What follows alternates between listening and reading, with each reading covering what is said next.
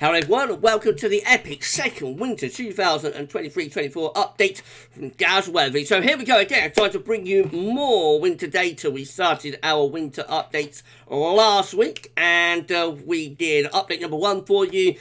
We premiered it as well, fantastic premiere. Thank you so much everybody for making last week's first update so very epic. The video is over 4,000 video views. It's turned into a really massive video, so thank you so much to all of you for the the feedback and all of the lovely comments on last week's first winter update. But it's time to bring you more winter data, so I've got update number 2 for you coming up right now. I'll get on that for you in a moment. Just to say that the first video release was our 6 AM UK weather forecast. I'm going to be live streaming at 6 PM this evening. I'm sure you have a lot of questions about this winter update, so I'm going to be live streaming, taking questions through the first part of the live stream, and then the second half will be a 10 to 14 day combined with loads of long range. We're going to be showing you long range from CFSV2 and Patal Peng for the autumn and yes, the winter 2023-24 as well. So epic, lots and lots to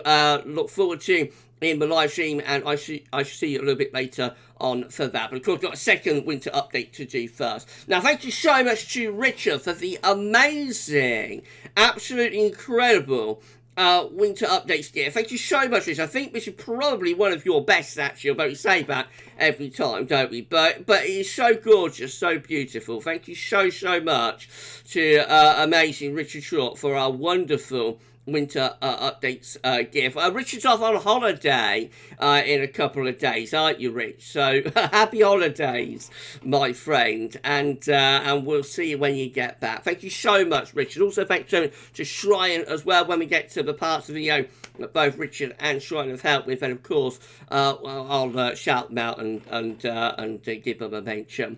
It's very hot here in the towers as I'm recording this. So as ever with the vagaries of the weather and these long-range updates, you know, it's always very strange when I'm recording winter updates and we're having a September heatwave, but the same can happen in March when I'm doing summer updates and, you know, it's freezing cold and pelting down with snow outside. So it's always very strange, but I am rather hot. I've been out in the garden, you know, soaking up a bit of sun and whatnot, so you gotta bear with me. It's really hot here in the towers. I'm hot as well, so we'll see how we get on, but the sooner it starts cooling down in terms of me doing these winter updates and the live streams, the better, I think. Thank you so much, everybody. Right, let's crack on then with your second winter 2023-24 update. We're going to start off with analogues and reanalysis to break us in. So we're looking at August data for this one. So we can see that August Central England temperature came out at 16.4, which is only 0.6 of a degree above the 61 to 99 average. By the way, look how hot September has been for the first week of the month, but we won't talk about that until we get, you know, beyond September. And we start looking at September data. But anyway, for August, we came out at 16.4, 0.6 of a degree above 61 to 1990 average. And so for our first set of analogues for this second winter 2023-24 update, we're going to be looking at winters following August with a CT range of 16.2 to 16.6. Thank you so to Shrine Bruin. Thank you so to Shrine for getting these years together for us. Starting off with 1953, 1954. So August 1953 fell into that CT range of 16.2 to 16.6. So the winter of 63-64 following that August has high pressure Scandinavia ridging into the North Atlantic with low pressure to the southwest going into southern Europe. That brings the wind into an easterly direction. So the winter of 53-54 starts mild and gets cold. It's a backloaded winter with a cold and wintry February. Our next winter is 69-70. So this one also quite a backloaded winter with a trough of low pressure across the north and western Europe and some high pressure in the Atlantic going up towards Greenland. Winds in again from a north-northeast direction. Relatively mild for the earlier part of winter when it gets colder. Later has a very cold March, actually a very cold spell in early March 1970. 1973-1974 shows up next, following CT range of 16.2, 16.6 in August. This is a mild and also wet winter, so not much to say about that other than it's been a bit of an Atlantic onslaught winter, mild and wet for 73-74. 81-82 is a cold winter with low pressure going to our south, high pressure blocking around Greenland. Jet stream is down here. It does follow an August CT range of 16.2 to 16.6. We saw a lot of 1981 in our summer updates as well. I will drop in a little caveat, but September 1981 was generally quite dry and quite warm through the first 10 days. Nowhere near as hot as we've had it at the moment, of course, but was relatively dry and warm for the first 10 days, and then it got progressively more unsettled. Actually finished up a really quite a wet September in 1981. Anyway, I digress with that and say no more. I'll just say that winter of 81-82 was a cold winter. Had a very cold December, almost sub-zero CT, very cold and snowy month. The cold related a little bit around the New Year and then came back when we got into the second week of January with a huge, big freeze up, blizzards and everything going on. It did, though, have a mild February, so we've got a front-loaded winter, that one colder in the front part of the winter. 1989-1990 is a stormy and wet winter with low pressure in the Atlantic, bit of a PV of doom type winter, really. That one very wet, but exceptionally mild in February. Then we've got 96-97. This is one of those analyses that doesn't tell you everything about the winter, really. It's a bit in between. You don't really get much of an idea about the winter of 96-97 from that. So it does have a cold December. It's particularly cold around Christmas and New Year of 1996 to 1997. The cold carries on, freezing cold, carries on into the first half of January of 1997. It gets a bit milder, but nothing exceptional. And then February 1997 also goes very wet and mild. So again, a little bit of a front-loaded winter, that one. 1999-2000 is mild winter to end the 1990s. Low pressure to the north, high pressure to the south. Strong westerly flows. That's a very zonal and mild winter for 1999-2000. 2006-07 is, it looks like it should be a very good winter for cold. It has lots of above average heights to our north and also back to Svalbard and into northern Russia and whatnot. You look at that and think wind is coming in from the east. You look at it and think we've got lots of low pressure going on to our south, tightening the gradient. Just one of those winters but doesn't come together. So despite the fact that the analogue looks really quite good for cold, and you look at it and think it was cold winter, it wasn't particularly. There were some cold snaps coming in, going, and we did get quite a long cold run for about 3 to 4 weeks from the second half of February into the first half of March. So that's a bit of a backloaded winter that we had there in 2006 and 2007. But for the analogue, actually, it's a little bit of a teaser winter, really. 2006-07. So that was 2005-06. This is 2006-07. This one is a mild winter, mild and dry, really. High pressure to the south, low pressure to the north. It does have one very brief, really quite cold spell in February of 2007, but otherwise it's a mild winter and an exceptionally mild January. And then we've got 2008-2009, again following August CT range of 16.2 to 16.6. This is the first of the run of the colder winters from 08-09 to 12-13. So this one with higher pressure to the north, lower pressure to the south, winds in from the east. It's only really very cold through the first half of February of 2009, but again, particularly in the New Year period of January 2009 as well, it's quite cold there. Not really snowed, but very frosty and whatnot. There's a bit of everything in this winter, but it is the first of the cold run of 08-09 to 12-13. Right, that's our last year. So let's start putting all of that together. This is how all Decembers combined are looking, following August CT range of 16.2 to 16.6. This one, December, has a low pressure over into the south of the country. High pressure is out in the Atlantic. Winds tend to be in from an east or northeast direction. So could often be a bit of cold potential with those Decembers. Remember, we have got 1981 in the mix, which was a very cold December. We've got 1996, well, also quite a cold December. Not all of them are cold. Of course, we've got 1989, that's quite a mild December. We've got 1953, which is also quite a mild December. So yes, you know, a little bit in between, but there's a bit of cold potential. That's how all January's combined are looking. High pressure tends to be over and to the east of the country, so that's just an anticyclonic signal for the January's. Could often be frosty, I suppose, but not especially cold. And then that's how all February's combined are looking, following August CT range of 16.2 to 16.6. Not much doing for cold with that, is there? Low pressure coming in off the Atlantic on average, bringing mild, wet and windy weather. Again, bear in mind there's going to be exceptions to that. So we've got 2009, I should say, that had the coldest spell of the of that winter 08-09 in the February. Also got 1954, which had a cold February as well. But averaging it all out, that's how all the Februaries are coming out there. And this is how all winters combined are looking, following August CT range of 16.6 to 16.2 to 6.6. And again, we see it's an unsettled signal for those you know, for those winters, generally mild, low pressure dominating. Obviously, December has the coldest potential, but overall, not a great set for anybody who wants a colder winter. Right, okay, we'll pause the video there, and when we come back, we're going to look at the QBO, the quasi-biennial oscillation. But you go off and stretch your legs, digest what you've just witnessed, and when we return, yes, QBO data is still to come. We will look at more anomalies by the way towards the end of the video. At the end of the video, we'll look at England weather precipitation for August. So we're not doing our analogues yet, but after the break, looking at the QBO. I'll see you around 2 seconds.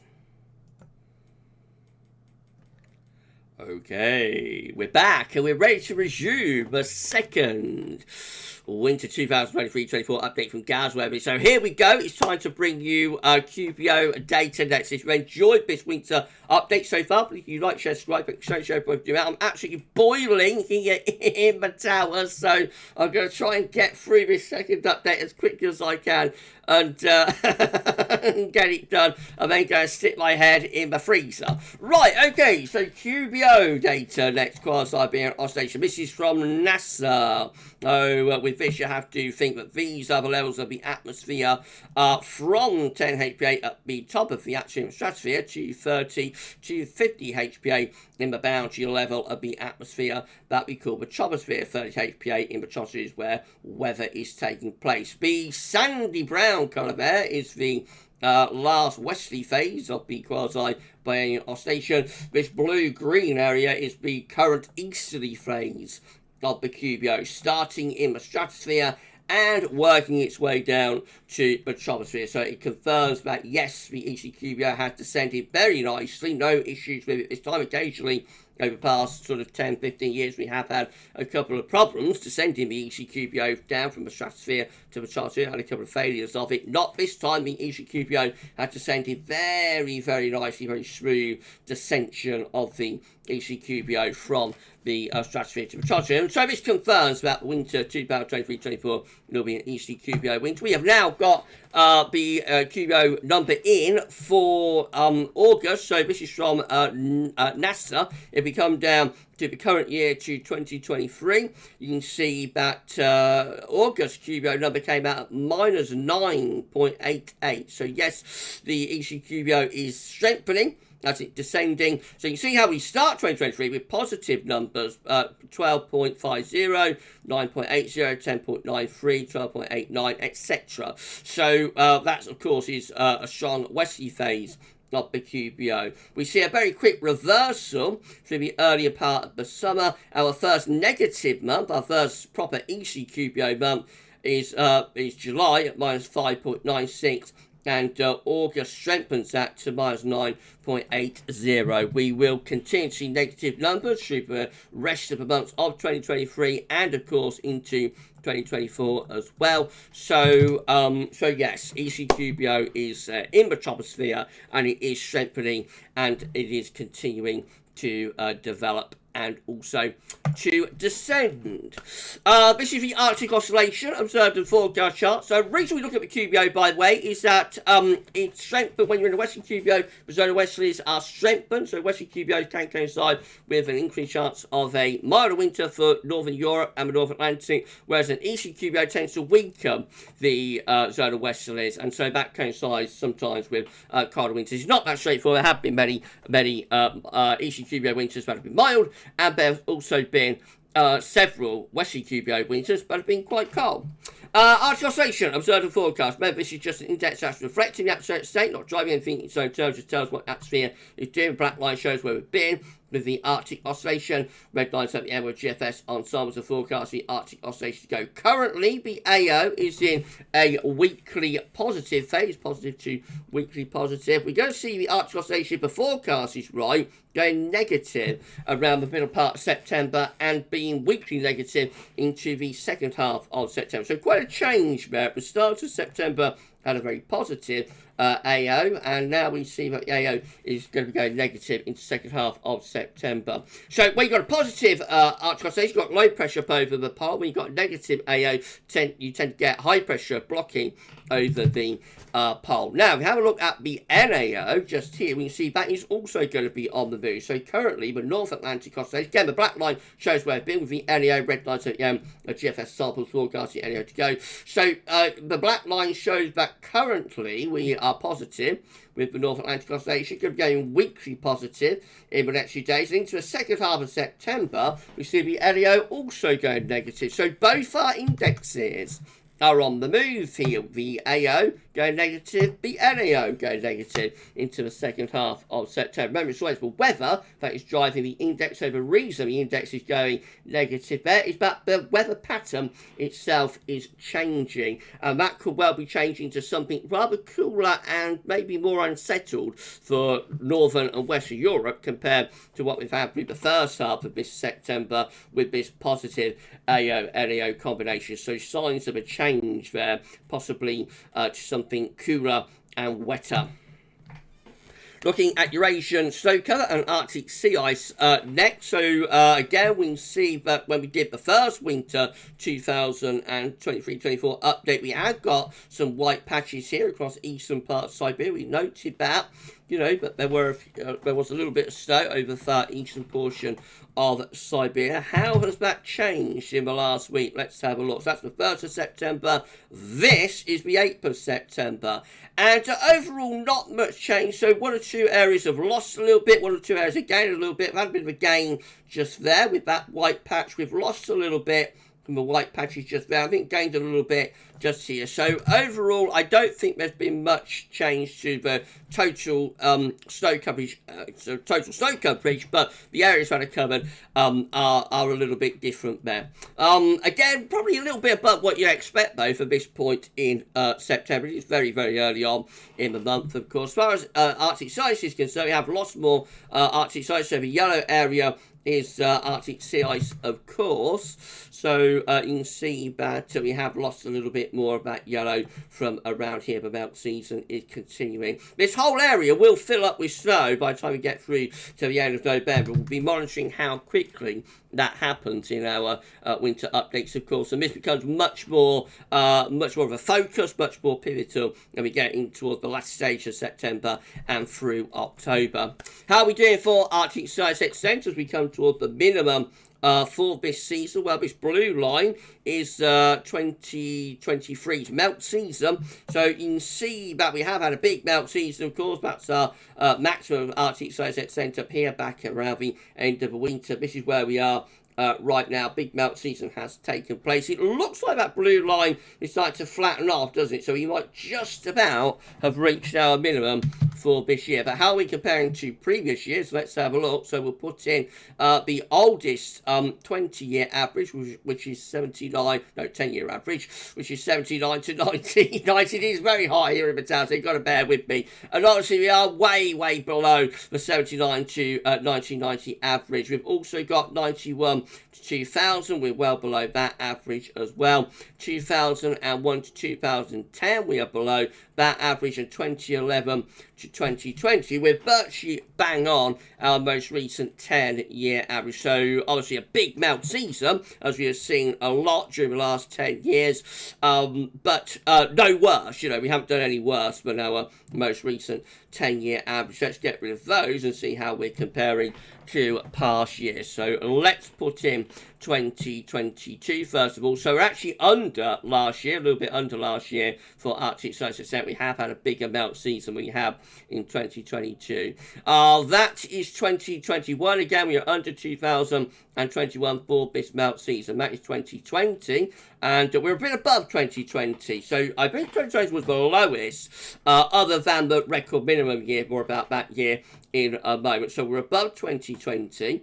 2019, we are bang on 2019, really. This is going to be 2018. We are under 2018, a little bit hard to make that one out. This is 2017. Again, we're under that one. Let's start getting rid of some because it can be hard to make them out. So get rid of that. Okay, so we've got 2017, 2018. We are under both of those years there. This is 2016. So we're not very far away from 2016, a little bit above it. That's 2015. We're bang on 2015. That is 2014. So we're under 2014. That was our last half-decent year for Arctic Size Extent, really, 2014, and we're significantly under that one. 2013, again, we're significantly under that year too. 2012 is a record minimum year, so we're significantly above 2012. This is not going to be a record minimum year. It's not going to be a death spiral. Yeah, I hope I don't get into trouble for using that term. I did once. This is 2011. We're bang on 2011. That's probably our closest matching year. 2010. So we're under 2010. We are also under 2009, quite significant. So we are a little bit under 2008, not that far away from it. 2007, we're bang on. I think the 2 years, but our closest, 2007 and 2011. Way under 2006, and as far as 2005 is concerned, yes, we're under that year as well. 2004, we're well under 2004. 2003, we're under that year. 2002, yes, we're under that year as well. 2001 and 2000, the millennium year. 1999, look at this, how far under all of these years we are. 1997, just here. 1996, 1995. That was quite a big melt year for its era in 1995, but we are a long way under that for this year. 1994, 1993. 1992. As time goes on and we're going further back in time, you see how much under these years we are. 1990 was a pretty big melt season as well for its era, kind of on a par with 1995. Interesting that both of those, 1990 and 1995, were followed by cold winters. 1989, look how far under 89 we are. 1988, 1987. 1986, 1985, wow, 1984, 1983, way under all of these years. 1992, 1981, I should say. We're not even 1980s, aren't we? Back to the heat, everyone. 1980. And the first year, or the last year, is 1979. Let's put in all years. And there we go. So within the spaghetti, it is hard to make out where we are, but obviously we are down here, really, we're within the lowest end of the years, at the lowest end of the range, although there are years 2020 and 2012 most notably that are under where we are right now, but we're nowhere near here with the melt season that we had quite a few years ago. We may not have reached the bottom. We will find out next week if we have reached our peak for this year's Arctic melt season. Okay, coming back to solar activity. So this episode, this is looking on our side this day from solarham.net. We've got our various sunspot regions just here, more over here as well. Despite looking quite active, solar activity is actually at low levels. Reported by Solar Ham is expected to remain at low levels for the next 3 days. This is GavsWeatherVids' second winter 2023-2024 update solar activity tracker sent through by Shryan Brill. We go back all the way to December 2021 with this. So you can see that we are going through a more active phase of solar activity. We're moving towards solar maximum right now. The orange line and orange spots depicting each individual day's worth of sunspot activity. So we had our big peak for the biggest peak of solar cycle so far, actually back earlier in the summer, back in late June and into July, with those orange spots shooting up there. After that, we've actually dropped activity down a little bit, or we did. We are now beginning to tip the sunspot numbers back up again on a daily basis. So, yes, we might be trying to move back up after that drop down from the spike that we had earlier on in the summer. A little bit speculative to say that. We'll know more in a week or two if we are seeing a definitive move back up to more activity or not. But, of course, we're still lower than we was when we had that peak back in the earlier part of the summer. This sent through from Rich. This is showing spotless days and the current spotless stretch. Thank you so much, Richard, for sending this through. So we can see that for 2023 so far, every day has had sunspots, 0 days in terms of spotless days, and the days of the current spotless stretch is 0 days as well. The heat's getting to me, everyone. Am I going to survive this? Am I just going to wilt away before the end? I might do. Okay, so 2022 had 1 day without sunspots. 2021 had 64 days without sunspots, and 2020 had 208 days without sunspots. Our solar middle year was 281. Was 2019 had 281 days without sunspots. 77% of the year. Goodness gracious me, I will be glad when this heat wave is over. I can tell you that. In terms of recording, it's right when you're sat out in the garden or you're on a beach, it's fine, but when you're busy recording long updates like this, it's trying. It's very, very trying. Now, a comparable year for this solar cycle is 2011, which had 2 days without sunspots, interestingly. But I don't think we're going to have that vicious, a slightly more active solar cycle for number 25 compared to the last solar cycle, number 24. Thank you so much, Shryan, and thank you so much to Richard for sending solar data through later on in our updates. Of course, through reanalysis, we will be looking at winters for this part of the solar cycle. That'll be picked out by our good friend Terry Scully, and we will be trying to ascertain what the winters during this part of the solar cycle often come out like. Right, another little break, and when we return, we're going to be looking at oceans data. So I shall see you in 2 seconds for that. See you soon. Okay, let's carry on then and bring you more ocean data. If you've enjoyed so far what you've seen during this winter 2023-24 update number 2, please you like, share, subscribe. Thank you so much for doing that. I know I'm not quite on it with the heat here in the towers for this one, but you know, it's all right. I think it's going all right. It's not as good as last week's, but it's going okay.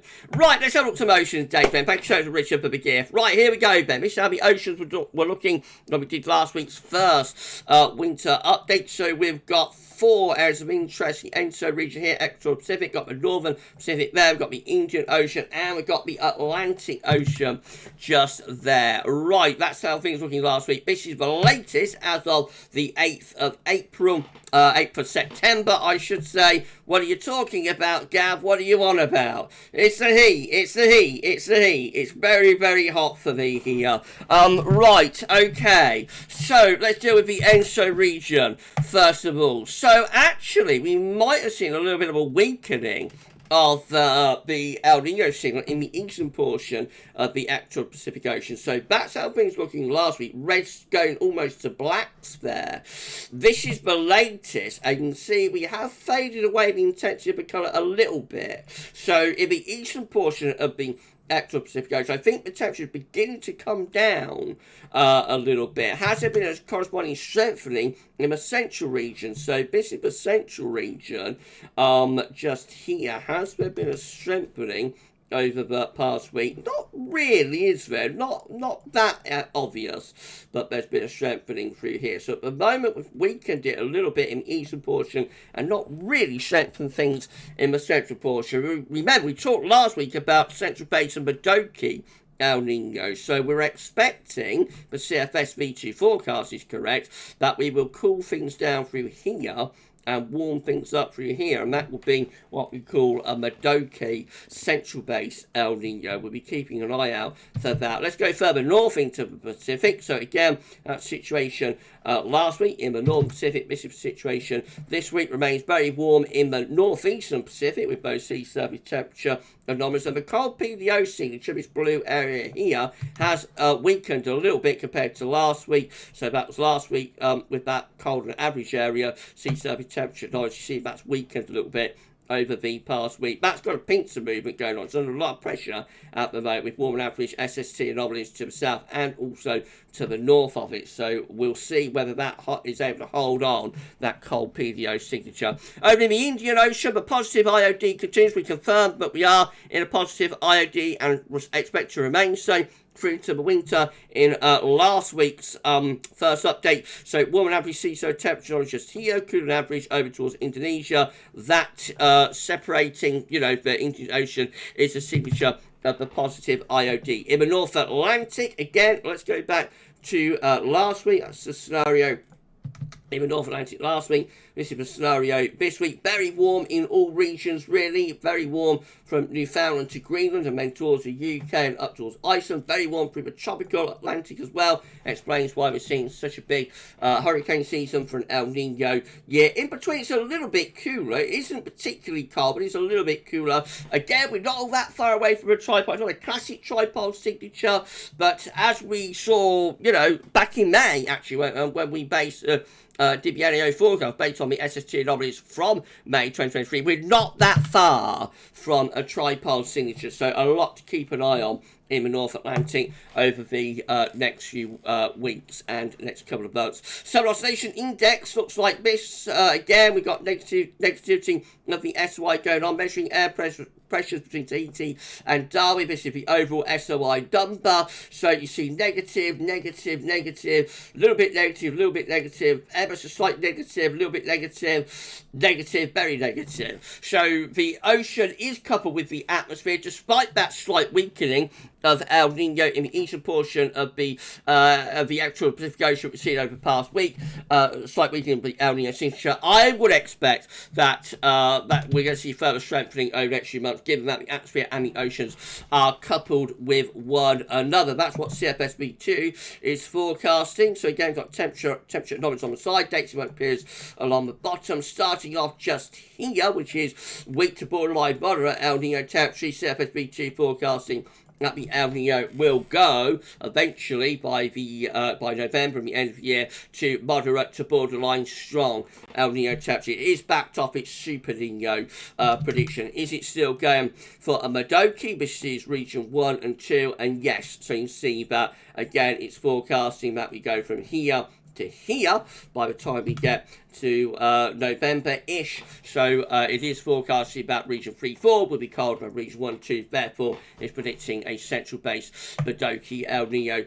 This is from the Bureau of Meteorology, just to confirm that the model predictions are expecting the positive Indian Ocean dipole phase to continue. 100% chance of that through September, 100% chance for October and November and December, and a 97% chance in January. It's not until February that it becomes a little bit more patchier. So by February, we've got a 62% chance of the positive phase of the IOD continuing, 37% chance it might be back to neutral by then, but no chance of a colder than average, below average Indian Ocean dipole. So this will be, certainly into the early part of winter anyway, this will be a positive IOD winter. We did explain last week, of course, that we are seeing, not seeing quite the intensity of the positive IOD, but we had in the polar vortex of doom winter 2019-20. Right, Atlantic hurricane season next. So these are how the scores on the doors are looking. Miss for the Atlantic hurricane season. So far I've had a total of 14 depressions, 14 tropical storms, 4 hurricanes, and 3 category 3 or above major hurricanes. So that is up 2 for depressions and storms, and up 1 for hurricanes and major hurricanes. That's pretty big season actually for an El Nino year. This is from Ace Master Shryan Bruin. Ace Master Shryan has been keeping us updated with ACE and will continue to do so through this season. So ACE is measuring how much energy all of these storms and hurricanes are emitting. The classification is below normal, near normal, above average, and hyperactive. Go all the way back to the 1850s, 1851 with this. But if you come down to this year, 2023, you can see that our ACE number up to the 8th of September is sitting at 69.60. Now last year we got 95.10, so to be honest, we're not that far away, are we, from the total that we achieved in 2022. We're a long way behind sort of the hyperactive year, which would be 2020, for example, 180.37. We're a long way short of that. But for an El Nino year, this is quite a big year so far for hurricane activity. And we are above average as well. So for all years, back to 1850, at this point in September, we expect to be at plus 53.40. Obviously, we're around plus 70. So this is so far an above average Atlantic hurricane season, both in terms of the numbers of storms and hurricanes and in terms of accumulated cyclone energy, ACE, which is the energy that most storms are emitting. Thank you so much to Ace Master Shryan for updating that, and of course Shryan will keep us updated with the ACE through this season. Okay, one very short break, and when we return we're going to have our last set of analogs, and that will be it for this second update. So I shall see you in 2 seconds for the final batch of analogs for this update. See you in 2. Okay, we're back for the final time for this second Winter 2023-24 update. Thank you so much, everybody, for tuning in. I hope it's been all right. I know I'm a little bit off form with the heat and humidity here in the town, but I hope you've enjoyed it. Anyway, please give us a like, share, subscribe, all of that good stuff. Thank you so much, everybody, for doing that. So the last thing we got to do for this update is the second set of August analogs. This is going to be looking at England and Wales precipitation, England and Wales rainfall for August 2023. So we can see that we did in fact come out with a England Wales precipitation of 77.0, which is 94% of average for August 2023. So actually a little bit drier than average there for August 2023. Or was it? No, it probably wasn't. I don't know. Anyway, I'm going to get off that tangent and we're going to go straight to our England Wales precipitation forecast. So here we go then. This is so we're looking. Shrine's got all of these years together for us. I'm about done for actually. Shrine's got all of these years together for us. So we're looking at an August England Wales precipitation range of 70 to 84 millimeters. Here we go then. Placing, of course, August 2023 slap bang in the middle. Our first year is 67, 68, and this one with above average heights in the Atlantic, below average heights to our east, winds coming in from the north. So this is quite a cold winter in 67, 68. Has quite a few cold snaps in January and February of 1968. There was some snow in that one. Then we've got 68, 69. And this is a proper cold winter. So this one with blocking around Greenland and back to the northern latitudes, and low pressure is pushed to the south with a jet stream down here. Has a cold and wintry Christmas, a white Christmas for many places. 1968. January 69 is milder and very wet. And then at the end of January, the cold really sets in. End of January and through February, 1969 turns very cold and very snowy and wintry as well. Very, very cold February, snowy February in 1969. 1969-70 shows up again. So this one was in the first set of analogs, of course. It's back again. The second set, low pressure over to east country, high pressure in the middle of the Atlantic, winds coming in from the northeast. So this again gets colder later, relatively mild for the early part of the season, then gets colder later on in winter as explained. But I've got another winter. Look at this. It's 1970-91. So how strange shall we have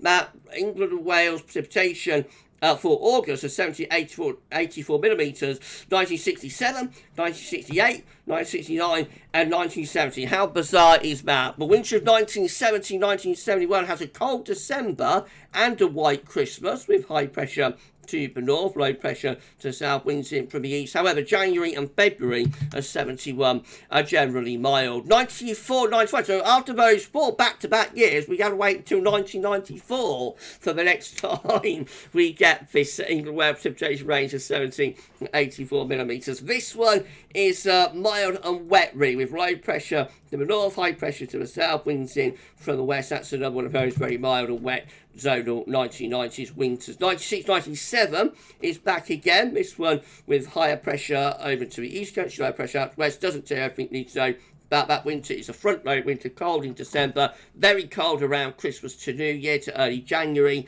96, 97, and then very mild and wet and windy in February of 1997. We've got 2002, 2003 next, with high pressure just to our north, low pressure to south, winds in from an easterly direction. About you look about things, the cold winds, it's not particularly, but it does have a few cold snaps. 2017, 2018 is our next one. This is the beach from the east winter, of course, with low pressure to the east, high pressure pulled out to the west, winds coming in from north, some cold snaps with some snow in December of 2017, and then we get very cold after the southern stratospheric warming in early February, gets very cold late February and into March of 2018 with the beasts unleashed. We've got 2018-19 as our final year, I think, for this set. This one is a mild and dry winter, high pressure up the western side of Europe. Has an exceptionally mild spell in late February of 2019, of course. Right, let's pull all back together then, and then we're done, and I can go and cool myself down. So this is how all December's combined are looking following an August England weather precipitation range of 17 to 84 millimeters. So this one has high pressure in the North Atlantic towards Greenland. Low pressure is to our south and east. There's cold potential with both sets of analogues for December. That's quite interesting, isn't it? They both have cold potential.